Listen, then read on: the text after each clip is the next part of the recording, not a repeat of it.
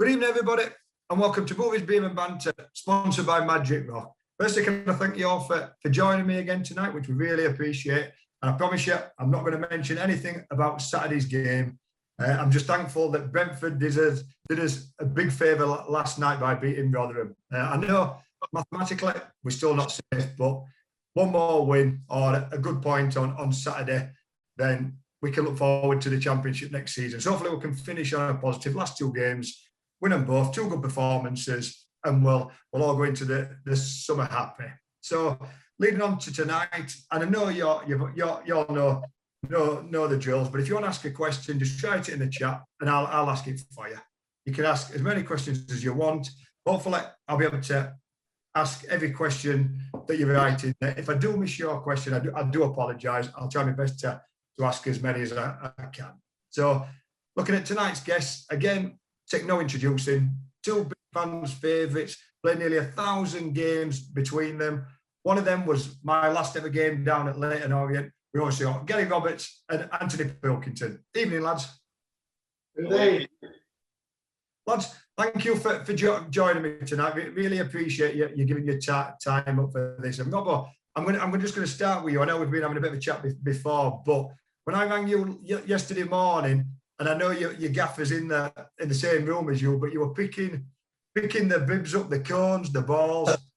What are you up to now? And I can see that badge, which I presume I know where you are, but I can't believe you're being a coach. Where are you? Ipswich at the minute, Boothy. Bit of a change of career over the last couple of months. My gaffer, who's been my gaffer for probably 8-9 years now, he'd asked me to come on the coaching side, and I was coming to the end. I was not as old as you, but I was getting to the end, so I decided to come over and try and help the gaffer in this job at Ipswich. I know the gaffer's there, so I've got to be careful. And this is probably a question for him, but you were coach, Robbo. I can't see it. What are you on the bench on the first team? Crossing coach, yeah. Fair enough. I can accept. No, listen, do you know what? Once you get past your 30s, I didn't really fancy going into the coaching game. You never think your career is going to come to an end, do you? But once you get to 32, 33, you start thinking with your experience in the game and stuff, and it must have been all right for the gaffer to ask me to come over and have a go over, and really enjoying it. Really, it's totally different, but really enjoying it. Brilliant. And obviously we wish you all the best for the last 3 games of the season and for next season with obviously Ipswich. Wilkes, what about, I know we've mentioned that, and I know you've just left it, but your last club was SC East Bengal in the Indian Super League. How did that come about, and how did you go down there? Well, obviously I was at Wigan with Robbo, and obviously the gaffer there, Paul Cook, and obviously went into admin, and obviously had the points deductions and everything. Obviously came to a big halt, and that was my last year of my contract as well. So there wasn't any money for a new contract there, unfortunately. So it was just, I had a phone call, funnily enough, off Robbie Fowler. I thought it was Robbo, one of his mates, taking the mick out of me. Pretending to be Robbie Fowler, but he ended up getting a job in India and asked me if I wanted to go out there. So, I had to think about it a bit, and I just thought, why not? I've done pretty much a lot of things in my career. Obviously, played at the highest level, so and worked my way up through the league. So it was just a change of scenery and everything. Obviously, with the salary cap that came in and stuff like that, it made it quite difficult for lads like myself who were out of contract to find something that was right for me and my family. So it wasn't what I expected when I got over there. We had to stay in a hotel. It was like being banged up abroad. we were stuck in a hotel for 5 months. We couldn't leave. It was a nice hotel, but what's the food like? Hey? What's the food like? Food was lovely. Came back 2 stone heavier. Samosas for breakfast it was, but No, it was a good experience. Obviously meeting a lot of new people and a different culture. But it would have been a lot better if we were out and about. But that wasn't to be. So I'm back now and waiting for the end of the season to see what comes up in the summer. Yeah. And what were the standard like there, Pilks? What's Division 2, Division 3, non-league? Like I say, it's only seven years they've been going the main league. So that was the 7th season that it's been going. So there has been a lot of superstars that have gone over there. You know, there's I think Roberto Carlos has been over there. Materazzi, people like that. So some big names. I think Del Piero was over there at one point as well. Obviously Wes Brown, people like that went over there. So it wasn't great. I can't really put a league on it. There were obviously a couple of better teams than the rest, but it has been getting better. It has been getting better. There's a few good young talent coming through now, and I think that's the way they're trying to go with the academies, setting up academies over there. But I couldn't really put a league standard on it. Obviously back over here, but it is slowly getting better. Ah, brilliant. Cheers, Pilks. And Robert, I'm going to go all the way back to start your career. I'm doing a little bit of homework on you two, and you started at Liverpool Academy. Obviously, played a year there. Got rejected from there, and ended up playing in the Welsh lower leagues. Which you look at the career you had and the talent you were. I thought clubs would have been like clambering for you when you were a young lad. And did you end up being an apprentice electrician to start with? So you didn't have a job, like you didn't have an academy? No. After getting released from a couple of clubs, it wasn't just Liverpool, quite a few. You come to 16 and all your mates are working and you're doing nothing. Even though you still want to fulfill your dream, you've got to earn money. So obviously went out, still playing football, getting bits of money from teams in non-league and Wales and stuff. But you have to work, as you know, it's the real world. Not everyone can be a footballer. So obviously went out, got a job, kept playing, still half believing, but you know, it's a long shot, and then you get a chance out of nowhere. And once you get your chance, I thought I took it. It was Atkinson, John Coleman, to go on trial, play the trial game under a fake name. And I always remember Bearsco, I think had can't remember the fella's name, and played the game. And I always remember a funny story. So I thought, he's full-time at the time, Atkinson. So I had a full-time job and I was getting paid in Wales. So he offered me a contract, John Coleman. I was over the moon. So he said, I'll sort you out, I'll get you a good few £100. So I think, no, son, I think at the time I was on around £400 from both jobs, apprenticeship and me money from football. So I was like, oh yeah. So I went in, told the boss I'm leaving, I've got a contract at Atkinson, started my career. And and the deal was £200. Half my money to go. Couldn't pay petrol for about a week, and then I had no money for the rest of the month. But I was always desperate to get a chance to be a full-time footballer, and I was hungry to do well, and obviously it worked out for us. Yeah, definitely. And obviously you went to Ipswich then, and then came to Huddersfield, and big Stan Turner signed you. And obviously it didn't work out for Stan, but just tell us a little bit like what Stan were like them few months playing under him. You know, I don't know if he got a little bit of stick when he was here, but he was brilliant with me. He was absolutely top drawer. He signed a lot of players in the summer. I think I was late in the summer because I remember I was at Ipswich at the time getting a team picture done, and suddenly we had a bit of an argument with the manager that day, and I took the kit off and left. And the next day I was up in Huddersfield. So it happened really quick. I think it was a friendly before we played Arsenal, didn't we, Bruce? I think. Yeah, I did, yeah. Well, it was the centenary year, wasn't it? That's right, yeah. That's his jersey behind you, isn't it? Yeah, too, yeah. So next thing I was at Huddersfield, and I thought Stan was brilliant. I thought he was brilliant with me. He was such a funny fellow, wasn't he? I didn't know it. I could never take him serious. If he was serious or that, he used to batter Flinny and that, didn't he? He used to batter them, and I think he was all right with the likes of, he's all right with you, he's all right with the likes of himself, but he left so quick after coming in. He must have left after 10, 15 games, so it was a bit of a strange one. Yeah. He just got it wrong a little bit, didn't he? He tried to knock, it knocked all the young lads' confidence. Like they were like players like Michael Collins, David Murphy, Andy Holdsworth. Them lads, he just killed their confidence by. He was old school, wasn't he? He was old school, and them lads had never seen anybody like Stan before. No, and I think there was a little thing. What was it Jerry? Was it the academy fella? I think there was a little bit of a needle between them two. He bring the young kids in, and Stan wanted experienced pros. He wanted Leketti and Dave Unsworth and Jim Goodwin. They're all lads who were coming, like, not to the end, but they were that age at that stage of the career. So it was a little bit awkward, wasn't it, with the young lads and the older lads, and it just never really balanced out. It wasn't a good blend, and I don't know what happened, but he just left one day.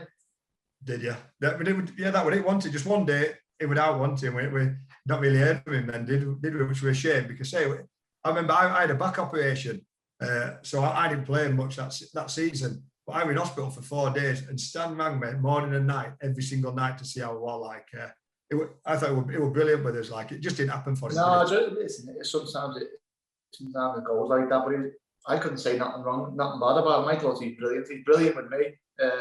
I've spoken to him a couple of times because he managed the gaffer for years. So I've seen him in the offices and at our games now and again. And he's got such a good name in football. He's a big character. He was a nice fella, really nice fella. Yeah, brilliant. We'll give him if you see him, Rob, I'll give him my best. Tell him how I ask him. Yeah, give him all my. I'll definitely put him into him again. Definitely. Cheers. And Pilks, obviously you came, and I've got a question to ask you. I don't know if it's true or not. When I do tours at the stadium with school kids and a lot of the schools. I mean, I go into the boardroom, and in the boardroom you don't get any signal in mobile phones. And I heard that obviously Huddersfield wanted to sign you, but obviously they didn't have. Back then, they didn't have the money that other clubs had, and they knew that Cardiff City wanted to sign you as well. So they got you to the stadium with your agent, took you into the boardroom, shut the door, locked the door, and wouldn't let you out of that room for 2 hours until you signed the contract. And then when your agent came out, you had about 20 missed calls from Cardiff City, probably offering you a better deal. Is that true, or have I just completely made that up? I turned up to the ground at about 9:30, I think it was, in the morning, and we went in and met Lee Clark. He came and met us, and then obviously Dean Oyle and Terry McDermott as well. So we went for a little walk around the stadium. They showed me the stadium. They said, "Oh, Dean will come and meet you in the boardroom," and I forget who else was in there. So we sat down in the boardroom, and it was, "Do you want a coffee? Do you want anything, any drinks?" And that, and we was talking. Obviously, my agent was talking. And he kept going back and forth, and I said, "Oh," it was about 2 hours later. I went, "I need a toilet. Where's the toilet?" Like to Lee Clark. He was like, "Why? What are you doing?" So I just need to go to the toilet. He was like, "Yeah, I'll take you." So we went down in his office, and we went to one in his office, and then my agent stayed in the boardroom with Dean, and me, Terry Mack, and Lee Clark. We ended up staying in his office for about 3 hours, and he wouldn't let me out then. And we sat in there for ages. I was trying to get my phone out, check, but obviously I was only young at the time, so I was like just checking slyly, like, you know, like you do in school, just down underneath the table. But I had no signal the whole time. I had no signal, so like I think my mum and dad were obviously trying to get hold of me to see like what was going on and how it had been going on. So, and I think I left the stadium at about 7 o'clock, and as I walked down the steps and out the reception and across the road into the car park, my phone just blew up with all these messages. But I'd already signed by then. The deal was already done. It took about 10 hours. I was sat in Lee Clark's office and in the boardroom with Terry Mack and the gaffer, Lee Clark at the time. So yeah, I think obviously. Who was the Cardiff manager? Hey, who was the? I think Dave Jones. I think it was Dave Jones at the time. but they'd obviously been putting bids in. Obviously, I didn't know. I was only young at the time, so I didn't really understand how it all worked. But I came out and my agent had a load of missed calls from Cardiff. But obviously, there's no signal in the boardroom, no signal in the manager's office. So didn't really find all that out. But I was happy with how it all went anyway. And it was, like I say, I look back now and, you know, I'm glad it happened. Go on then. Big question then, Pilks. If you had gone out, got on your phone, and you Cardiff were sort of a choice between Huddersfield Town and Cardiff. Remember, you've got about 25, 30 Huddersfield Town fans listening to you today. Who would you have gone for? Who would you have signed? Well, obviously, I would have looked at the squad, Boothy, and seen that you were playing up front and I had to do most of the running. So obviously, I was going to choose Cardiff, wasn't I? No goals in the team. Good shout, that. Good shout. I say you two got me to 150 goals. You two, there's no way being anywhere near it if it weren't for you, lads. I remember one of my first sessions, Boothy, and I think we were doing 5-a-side, and I kept wrapping it into your feet, and it kept bouncing off you. He was like, Pilks, I know you've not been here long, pal, but if I can give you any advice, even if it's a 5-yard pass, do me a favour and just chip it to me head. He said, I'll just set you.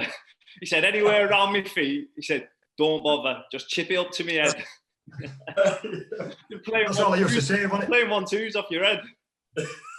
Round the corner. I played. That was 20 years career I had made out of that. Don't start on my last sentence.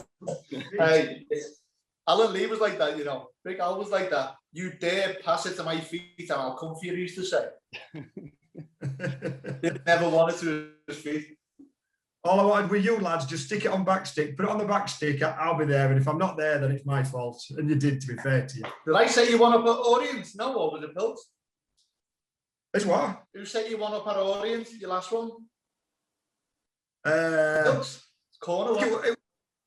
No, that was the one at home, wanted. That was Brighton at home. That was my 149th. And my last game, I think it was goalkeeper, wasn't it? I think it was Easter, who ended up getting cramped second half. Goalkeeper. No, it was Leighton Audience away, wasn't it? Your last game. That was your last game, wasn't it? Yeah.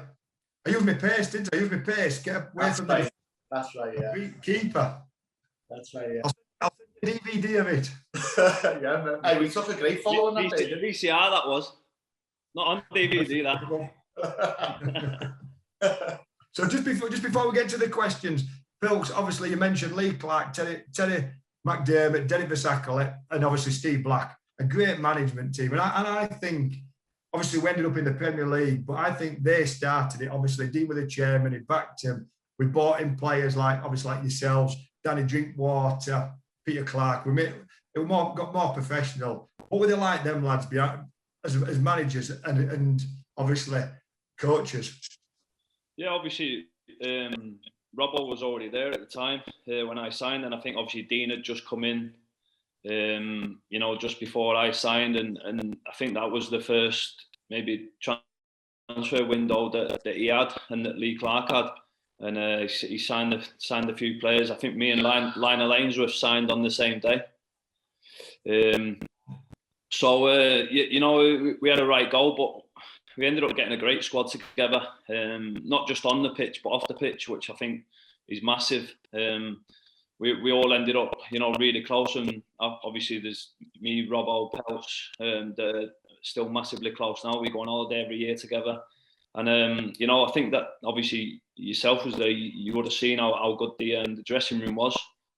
And that was massive for us, and it was a shame that we didn't get promoted, to be honest, because I think if we did get into the Championship, we could have gone, on again. With the quality that we had, obviously, like you say, you mentioned, obviously myself, Peltz, Peter Clark, Robbo, Danny Drinkwater, these lads coming in, Joey Good-Johnson, unbelievable squad we had.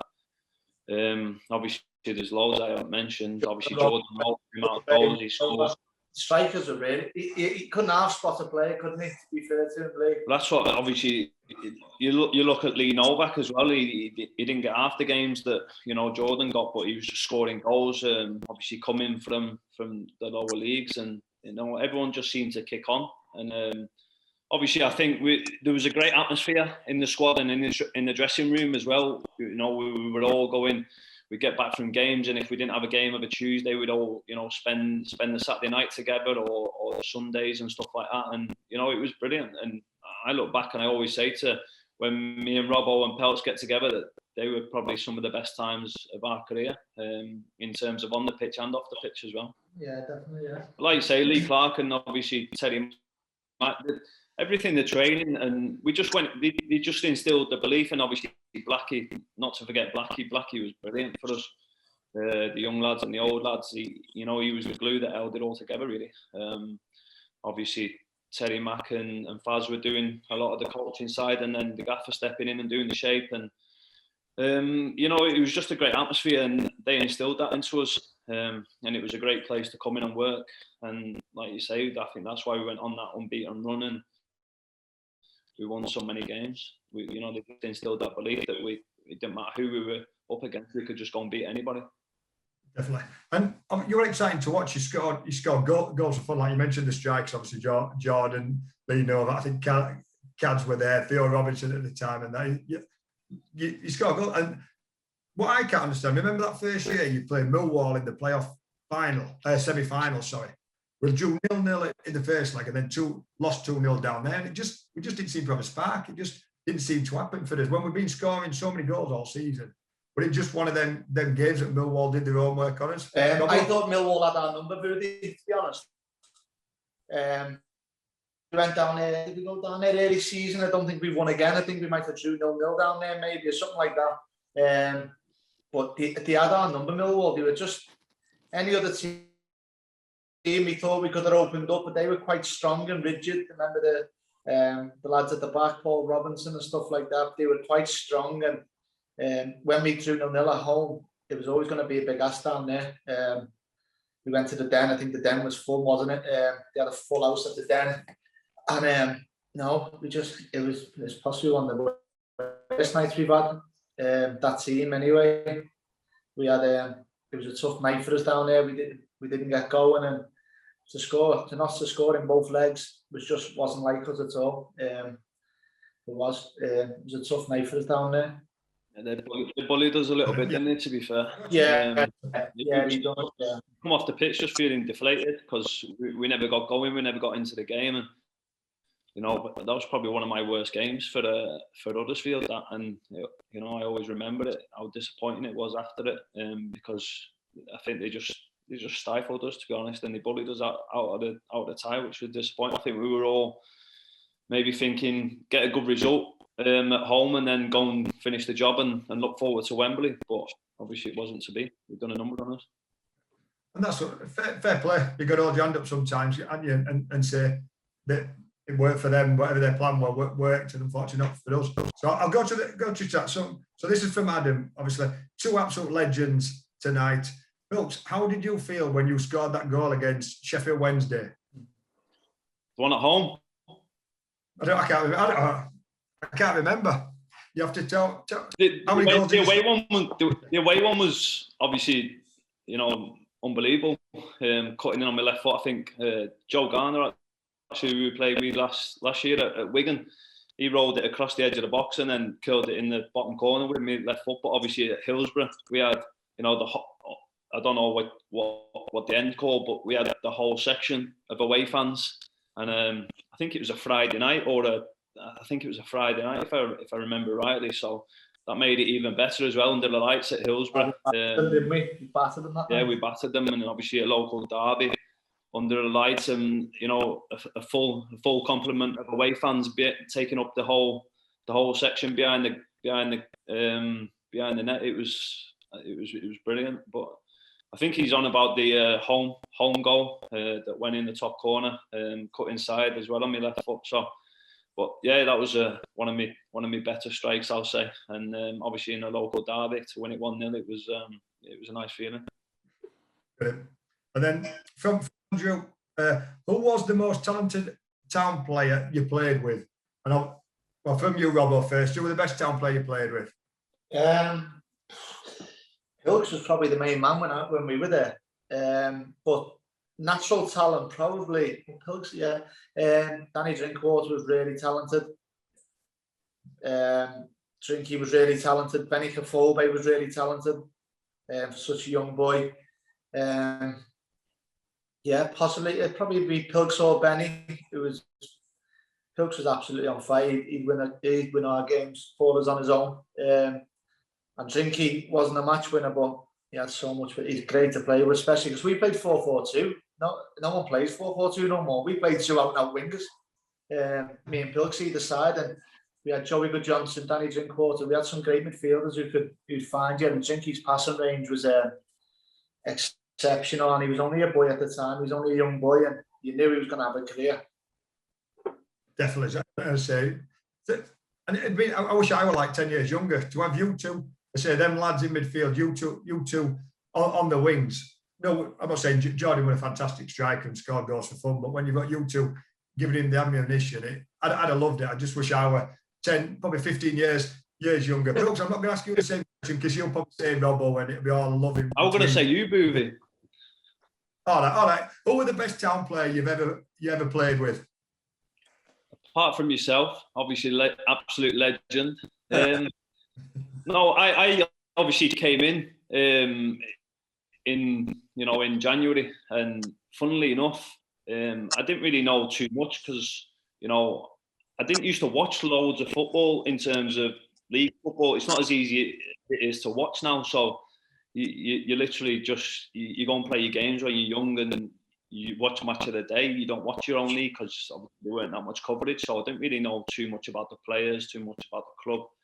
And obviously we were in the league below when I was at Stockport, so I think I'd only played against Huddersfield once. So I was coming in, and obviously I knew Robbo. I didn't know him personally, but I knew obviously from him playing higher up. And then, funnily enough, my very first game, my debut, he'd just been suspended. I think he got sent off away at Leicester. Is that right? Yeah. He got sent off away at Leicester, and my roommate was Ian Craney. I got put with Ian Craney, and that was Robbo's roommate at the time.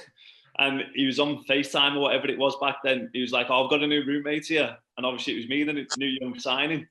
And he said he's going to take your position. He's took your roomie and everything. So Craney was winding him up. I'd come in and I was starting the next game in his position, and I thought, he's going to think I just come in, signed, and took his position, took his roommate and all that. And but no, I always, the quality he had, his set pieces, his delivery, one of the best left foots I've played with in football. So, he's always been a great player. One that I knew about before I'd even signed. Probably the only one, really, to be honest.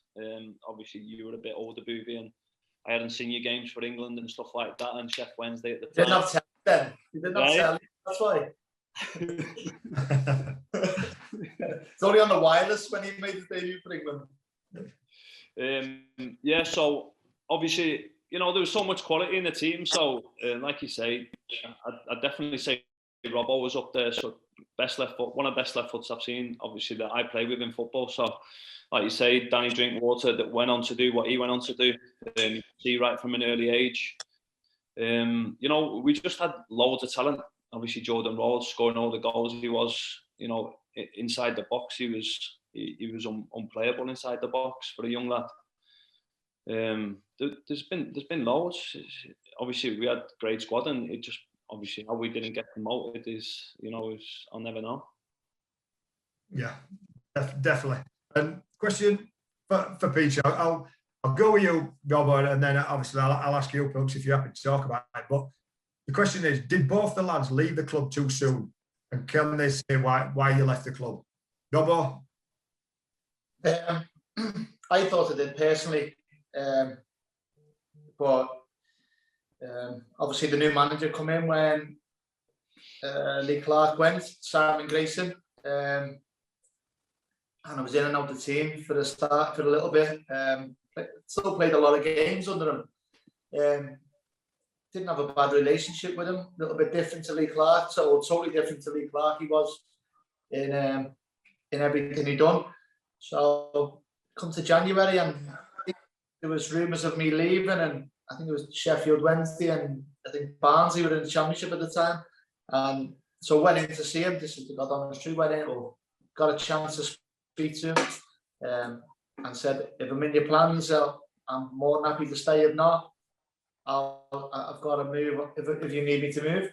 And he said, no, you're firmly in my plans. I want you to stay here, so on, so on. So head down, played, got to Wembley. He left me out of the semi-final, come on in the final, scored the penalty. We had a massive party, all the squad, because we had a really good squad that year we went up. And I've come into meetings, like the general meetings at the end of every club has them. You have meetings at the end of the season to see when you're back in pre-season. And I generally thought I was going to go in and sign another 2 years. I'd worked so hard to get into the championship with that club, with Huddersfield and stuff. So, and no, just released, just in that meeting, just said, you're not in my plans. Thanks for everything you've done for the club. And that was it. So you've gone from the top of a mountain to the bottom of the ocean in a couple of days, and didn't really get. So you didn't know that Wembley game was going to be your last game and stuff like that. So I was gutted. It took me a little bit to get over it, but as you know, Boothy, footballs, it moves on without you, and I have to go and find another club. That's how it worked. I know. I'm sorry, that is football, but when I think you played nearly every game, like you said, you played nearly every game that season. Played a big part in the playoffs, big part getting us promoted, and then obviously fans absolutely loved you. Like I said, fans favoured it.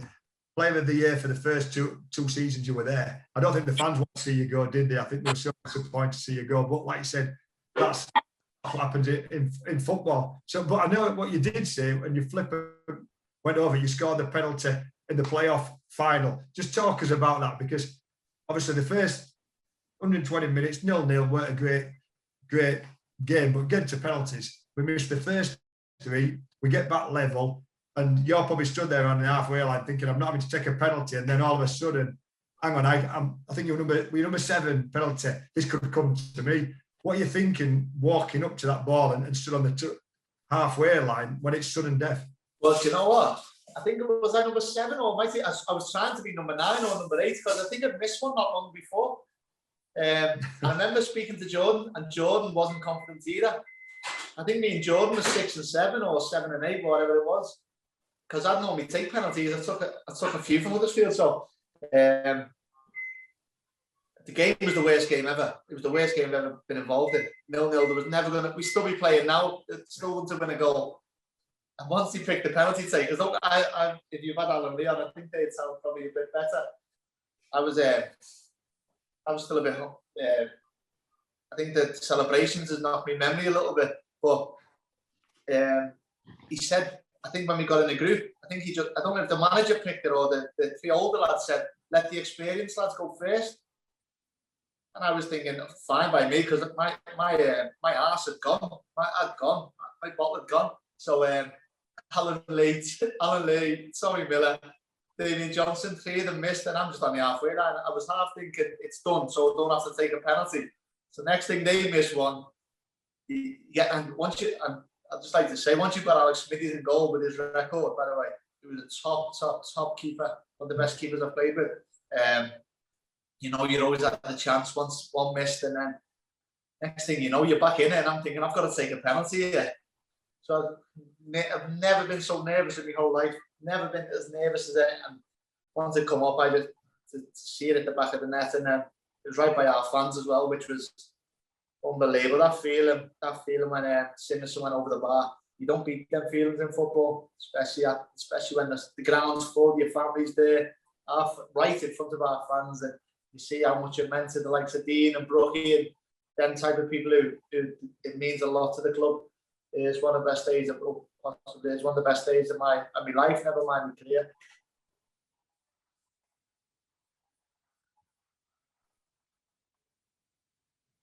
Brilliant.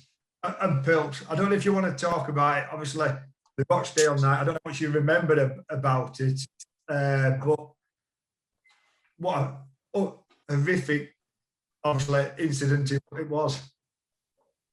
What do you remember about it? Yeah, obviously my last game was a little bit different to Robbo's. You know, he left on a massive high in terms of winning a massive game, and I left on a massive high in terms of you know, all the drugs that got pumped into me that night. But no, it was, yeah, obviously it wasn't nice. Obviously, I've seen photos back, and I think it was 10 years in March. It was when I got injured. So when obviously the tackle went in, and I looked down and seen my leg was pointing the wrong way. So it wasn't nice. And I actually think the worst part of that night was there was a great goal that night in the first half, and it'll never be remembered. And I think Robbo scored an absolute first half.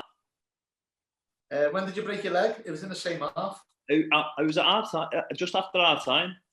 Yeah, it was then. Yeah, because it was at the same end.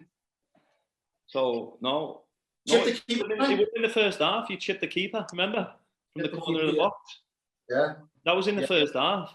Oh, was it? Was the first half? Yeah, and I actually remember I was in the treatment room at half time with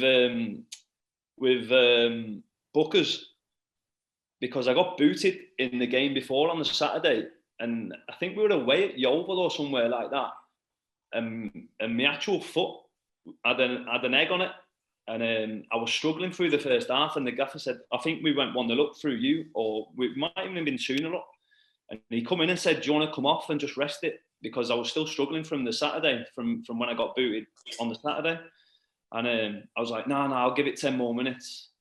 And obviously that was one of the worst decisions I've ever made. And I always remember I should have just said, yeah, I'll just come off. We were 2-0 up, but obviously young, you just want to carry on. And it was a bit of a freak incident. I was actually tracking back with the fullback, and I've gone to block a cross, and he's ended up going, sliding for the cross, and my leg got stuck in the grass, and obviously what happened. But obviously I had a bid turned down in January from Norwich, and obviously they were looking like they were getting promoted at the time. They were top of the league in the Championship, and I think Dean turned down quite a significant offer in January. So he obviously asked me to stay, and if I'd sign a new contract, and I did, and obviously wanted us to get promoted to the Championship. But he said to me, if we don't get promoted and a Premier League club comes in for you in the summer, I'll take your hand, and if it's for the right price, then I'll allow you to leave.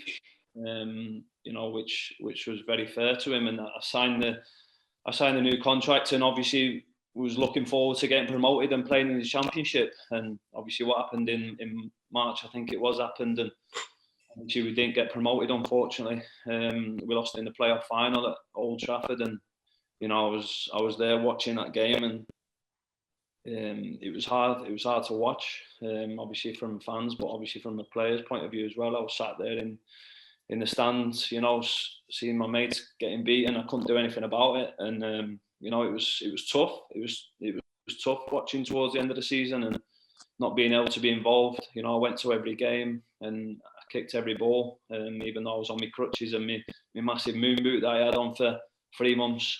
And then in the summer, obviously, I think a lot of people surprised, Norwich came back in. They'd just been promoted to the Premier League, and Paul Lambert came back in and put another sizable offer in, which obviously we were all shocked about, with me having my leg in 2 pieces. So it was a shock, and Dean, being the man he was, we had a gentleman's handshake that if a club from the Premier League came in and we didn't get promoted, that he stuck to his word. And I got to fulfill my dream of playing in the Premier League. And at the time it was difficult for the fans, because obviously I was doing so well, and obviously the club really looked after me, the manager and all the staff and the players and the fans were unbelievable, and I'll never be able to thank them for the support I had. Dean actually sent me and all my family to his villa in Portugal at the time, and paid for everything, paid for the flights, the lot for my whole family, while I was doing my rehab. So obviously he really, really did look after me, and it was hard for me to leave. It really was, and obviously it was hard to, leave the fans, but I couldn't turn down the Premier League. It's massive. You can't turn that down, and unfortunately I had to leave. Obviously we stayed down in League One, and I ended up getting the move to the Premier League because obviously Dean kept stuck to his word, and I went on to have three decent seasons in the Premier League. So, but yeah, that only really came about because Dean was such a gent and stuck to his word. That's brilliant to hear. Is that Pilks, and it just shows what, obviously we all know what Dean's like and what he's done for the club, but for you to obviously you were getting back from a broken leg. You were still playing in League One. You then to move to a Premier League club, and obviously it's hard enough stepping up from the Championship, which I'd done that, but you to do two divisions and also to overcome a broken leg and do as well as you did just shows what a footballer you are, what a great footballer you are. Yeah, it was mad because obviously it was in pre-season I was actually coming back into train for Huddersfield, and I was just about to join in, and that's when Norwich put the bid in and it got accepted. So I was just about to join in, and I actually went to Norwich and done my medical, and they told me I was about 6 weeks off actually being able to join in. So the next time I was on a football pitch from when I broke my leg was, funnily enough, at Wigan away at Wigan Stadium. I made me Premier League debut, but that was the next time I was on a football pitch after breaking my leg playing against Wigan in the Premier League. So, and another thing was obviously at the time when the bid came in, obviously Dean and the gaffer knew that obviously the fans would be, would be on the case about not letting me go. Because obviously I was one of the more important players at the time, and we had to get promoted, and obviously went on to get promoted the year after anyway. So I spoke to Dean and the manager, and obviously they knew that obviously about the agreement. So I never actually put in a transfer request. It was just one of those that happens quite a lot in football, that just to keep the fans on side, that with the club, and that I had to agree to say that I did, and I didn't put a transfer request in. It was always one of those, just to keep the fans on board, that that I had to do that to be able to go and play in the Premier League. But the gaffer came out, I'm sure, a few weeks later saying that obviously it wasn't actually a transfer request. It was just obviously one of those things to to calm everything down, calm the situation down, and that's what happened. So, but obviously I went on to play in the Premier League, which was, every footballer's dream, and obviously I can't thank them enough for letting me be able to do that. I think you should have stayed. Looking back now, yeah, maybe. I think you jumped too soon. And to score.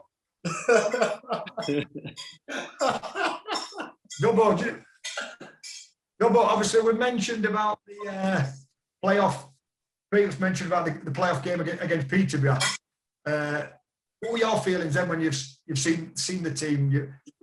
Lee Clark talked about being the home team at Old Trafford. We're going to play the home system, and then he plays the away system. He keeps Jordan, Alan Lee, Derek Adamachi on the bench. What were the players thinking when he saw the team come out?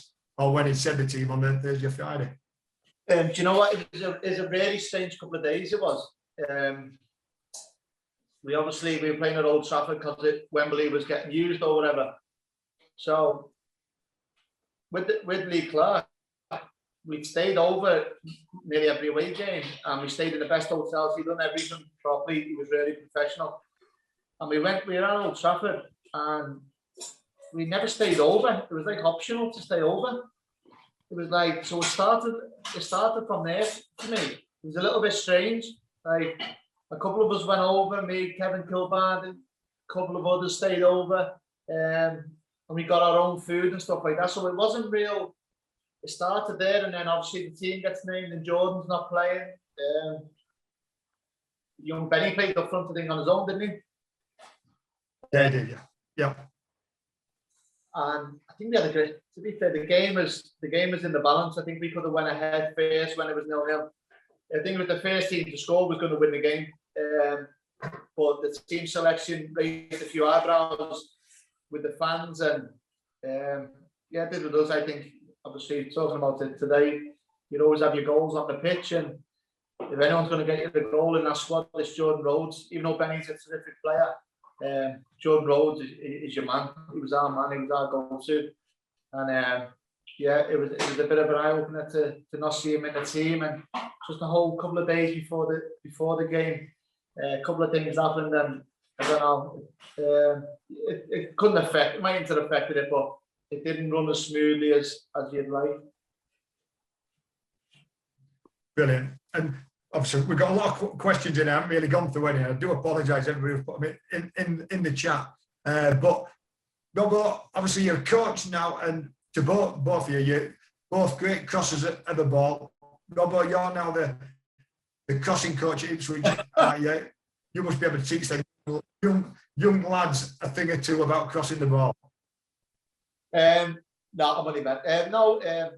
It goes out to the game a little bit now, crossing, doesn't it? Because we played 2 out-and-out wingers, so everyone now wants to be a number 10 or an inside winger. Who there's no real out-and-out wingers now, so come from your fullbacks. But I think it's a bit of a dying art. So I think it's more fullbacks now. Our fullbacks, the way we play at Ipswich is our fullbacks get down the outside and they're our penetration and for balls to come into the box, and our wingers don't really cross as much now as we used to back in the day.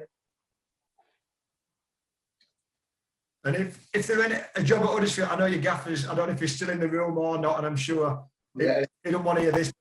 If Huddersfield Town, any vacancies at Huddersfield Town come up, would you be interested in applying? Is that for me or the gaffer?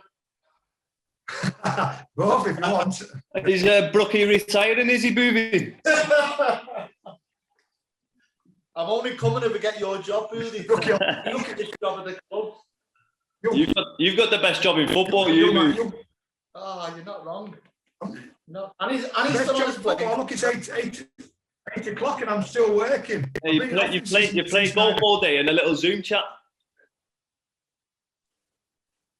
It's not easy, you know. It's not easy.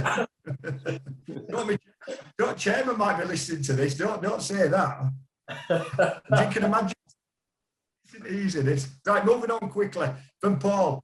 Who were the jokers in the changing room at Town? And what song would you choose to sing to the lads on your first away game?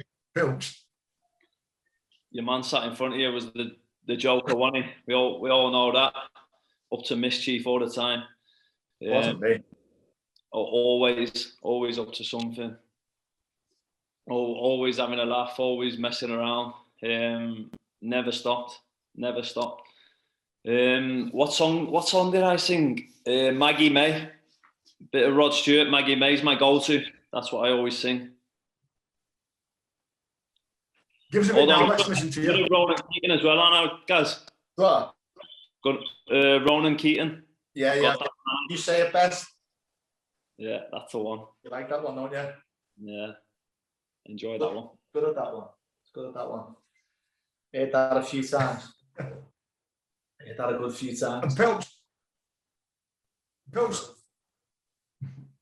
another question for you. What were the biggest difference that you found moving to the Premier League? What were the Premier League like compared to obviously Championship and First Division?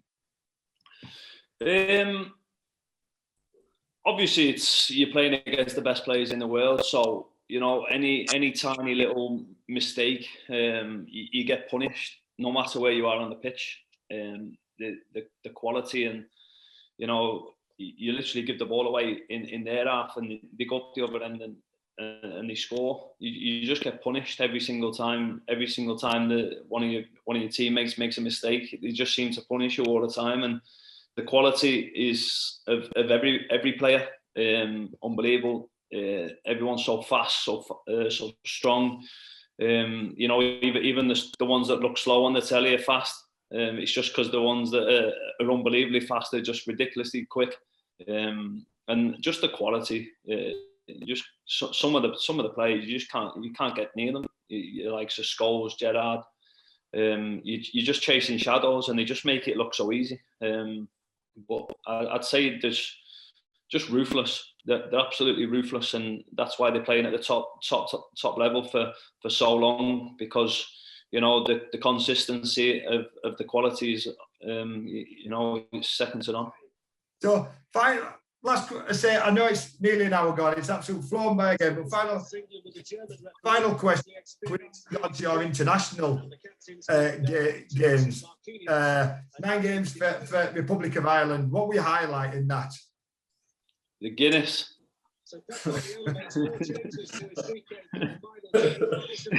The Sunday when we met up. That was my highlight. Maybe before the game. Lads, it's been an hour, and for everybody listening, I do apologise for that connectivity problem. I know I've had a little bit of bad throughout the hour, but Robbo, Pilks, just say a massive thank you to you. Really appreciate it, Robbo. I know you went to London today, and you're heading back, so really appreciate that. And I know you don't do many of these, Robbo. He's been a spa day he's been doing. Don't say that. Couples massage he was. His gaffer's there. What was the last He should have been say putting that? them bids out.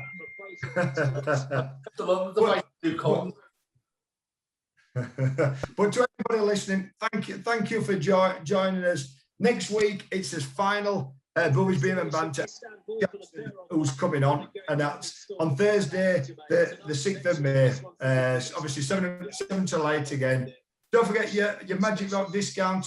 Just type in Boothy and you special talents 10% off, and the social media competition, there's a winner every week. So thank you all again for listening.